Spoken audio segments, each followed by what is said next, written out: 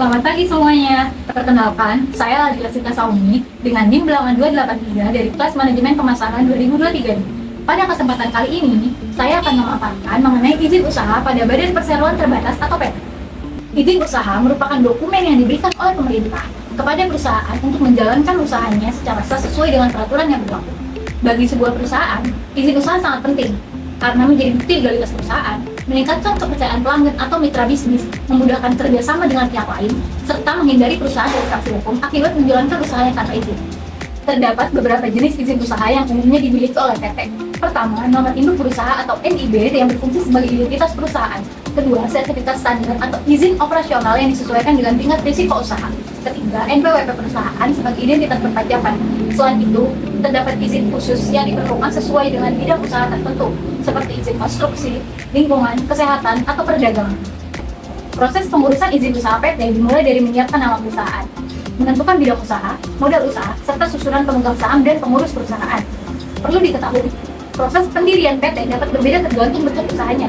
Jika modal usaha berasal dari beberapa pemegang saham, maka pendirian PT dilakukan melalui notaris yang akan membuat akte pendirian dan mengurus pengesahan badan hukum melalui sistem ALAHUK. Sedangkan jika usaha didirikan sendiri atau oleh satu orang dalam kategori usaha mikro atau kecil, pendiri dapat dilakukan secara mandiri tanpa notaris melalui portal AHAUK online dengan sistem perseroan perseorangan. Setelah PT resmi berdiri, perusahaan perlu memiliki nomor pokok wajib pajak atau NPWP sebagai identitas perpajakan perusahaan. NPWP diperlukan untuk berbagai keperluan administrasi dan pelaporan pajak. Selanjutnya, perusahaan membuat akun pada sistem OSS dengan mengakses portal resmi OSS Indonesia. Pada tahap ini, perusahaan akan mengisi data dasar perusahaan seperti NIK penanggung jawab, email aktif, dan data badan usaha. Setelah berhasil masuk ke sistem OSS, perusahaan mengisi profil usaha yang meliputi nama perusahaan, alamat, skala usaha, jumlah tenaga kerja, nilai investasi, serta memilih KBLI atau klasifikasi baku lapangan usaha Indonesia yang sesuai dengan kegiatan bisnis perusahaan. Bila seluruh data telah diisi dengan benar, sistem OSS akan menerbitkan NIB.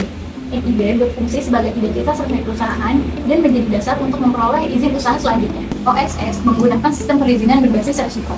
Setelah memilih KBLI, sistem akan menentukan apakah usaha termasuk kategori risiko rendah, menengah tinggi, atau tinggi. Tingkat risiko ini menentukan jenis izin usaha tambahan yang harus dipenuhi perusahaan. Untuk usaha dengan risiko menengah atau tinggi, perusahaan perlu memenuhi persyaratan tambahan berupa sertifikat standar atau izin operasional tertentu sesuai bidang usaha yang dijalankan. Contohnya, izin lingkungan, konstruksi, kesehatan, atau perdagangan. Setelah seluruh persyaratan dan perizinan terpenuhi, perusahaan dapat menjalankan kegiatan usaha secara legal serta melakukan kerjasama bisnis, mengikuti tender proyek, dan mengembangkan usahanya dengan perlindungan hukum yang jelas. Sebagai contoh, terdapat sebuah perusahaan yang bergerak di bidang distribusi material baja. Sebelum melakukan kegiatan operasional dan bekerja sama dengan pelanggan, perusahaan harus memiliki akte pendirian, NPWP, NIB yang diperoleh melalui OSS. Dengan legalitas yang lengkap, perusahaan dapat mengikuti tender proyek, menjadi kerjasama dengan perusahaan lain, serta meningkatkan kepercayaan pelanggan. Legalitas usaha memberikan banyak manfaat bagi perusahaan, diantaranya memberikan perlindungan hukum, meningkatkan kredibilitas perusahaan, mempermudah akses pembiayaan dari lembaga keuangan, serta mendukung pengembangan usaha dalam jangka panjang. Oleh karena itu, setiap perusahaan perlu memastikan bahwa seluruh izin usahanya telah dipenuhi sesuai dengan ketentuan yang berlaku. Demikian penjelasan mengenai izin usaha pada perseroan terbatas. Terima kasih atas perhatian yang diberikan. Semoga penjelasan ini menambah pemahaman mengenai pentingnya legalitas dalam menjalankan suatu usaha. Terima kasih.